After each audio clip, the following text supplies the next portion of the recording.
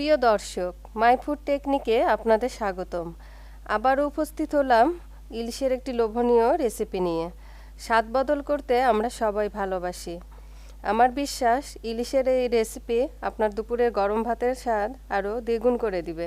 চলুন তাহলে রেসিপিটি দেখে নেওয়া যাক। এখানে আমি 6 পিস ইলিশ মাছ নিয়েছি। তারপর নিয়েছি একটা মিডিয়াম সাইজের পেঁয়াজ কুচি, কাঁচামরিচ নিয়েছি 6 থেকে 7টি, একটা বড় টমেটো এভাবে টুকরো করে কেটে নিয়েছি।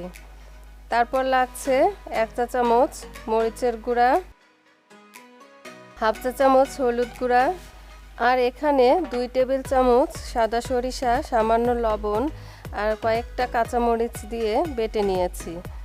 তারপর নিয়েছি জিরা বাটা 1 চামচের মতো। এবার মাছের পিসগুলোতে পরিমাণ মতো লবণ ও হলুদ দিয়ে মাখিয়ে রাখবো 15 থেকে 20 মিনিট। যে কোনো মাছে হলুদ লবণ মাখিয়ে রাখলে এর টেস্ট ভালো হয়। এই টিপসটা মনে রাখবেন, তাহলে মাছের সব রকম রান্নায় সুস্বাদু হবে। 20 মিনিট পর একটা প্যানে পরিমাণ মতো তেল দিয়েছি। এখন তেলে সামান্য কালো জিরা ফোড়ন দিব। কালো জিরা যখন ফুটতে থাকবে তখন দিয়ে দিব পেঁয়াজ কুচি।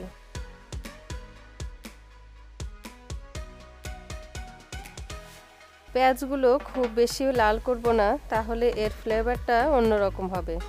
তাই যখন দেখবেন একটা স্বচ্ছ ভাব চলে এসেছে, ঠিক তখনই টমেটোগুলো দিয়ে দিতে হবে। টমেটো দিয়ে একটু নেড়ে চেড়ে মশলাগুলো দিয়ে দিব। প্রথমে দিচ্ছি জিরা বাটা, মরিচের গুঁড়া, হলুদ গুঁড়া, দিয়ে দিব পরিমাণ মতো লবণ। এবার সামান্য জল দিয়ে মশলাগুলো কিছুক্ষণ কষিয়ে নিব।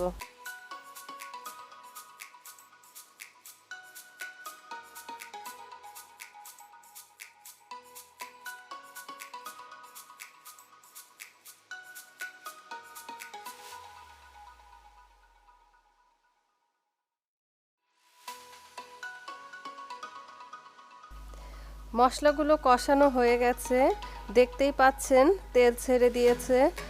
এখন মাছের পিসগুলো সুন্দর করে বিছিয়ে দিব। তারপর ঢাকনা দিয়ে দিব 2 মিনিটের জন্য।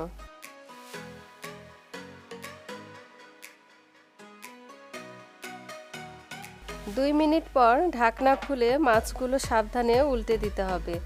এভাবে কষিয়ে নিলে তেল ও মশলার মধ্যে ইলিশের একটা সুঘ্রাণ ছড়াবে।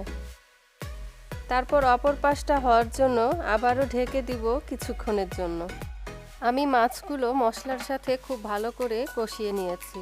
এবার সেই সরিষা বাটার সাথে একটু জল মিশিয়ে মাছের মধ্যে ঢেলে দিব। তারপর আরও একটু জল দিয়ে ঢেকে দিব মিনিট 5। আসলে মাছ তো সেদ্ধ হয়েই গেছে, এখন গ্রেভিটা ঘন হতে যতক্ষণ লাগে।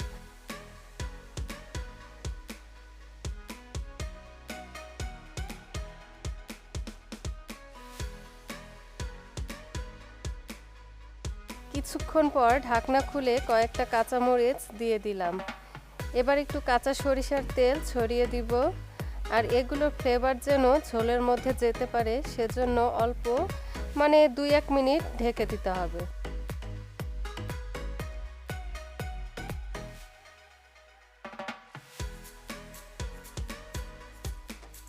এবার আমার রান্নাটা একদম কমপ্লিট।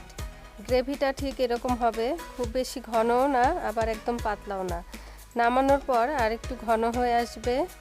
আমি এবার চুলাটা বন্ধ করে দিচ্ছি। ইলিশ তো সবাই অনেকভাবে খেয়েছেন, এভাবে টমেটো আর সরিষা দিয়ে খেয়ে দেখবেন। আমার বিশ্বাস আপনাদের খুব ভালো লাগবে। ভালো লাগলে আমার চ্যানেলটি সাবস্ক্রাইব করবেন আর লাইক, শেয়ার, কমেন্ট করে আমাকে উৎসাহিত করবেন। আমার নতুন নতুন ভিডিওর আপডেট পেতে আমাকে ইনস্টাগ্রামে ফলো করুন। ইনস্টাগ্রামের লিংক ডেসক্রিপশন বক্সে দেয়া থাকবে। আজ তাহলে বিদায় নিচ্ছি, দেখা হবে অন্য কোনো দিন। সে পর্যন্ত সবাই ভালো থাকবেন। ধন্যবাদ।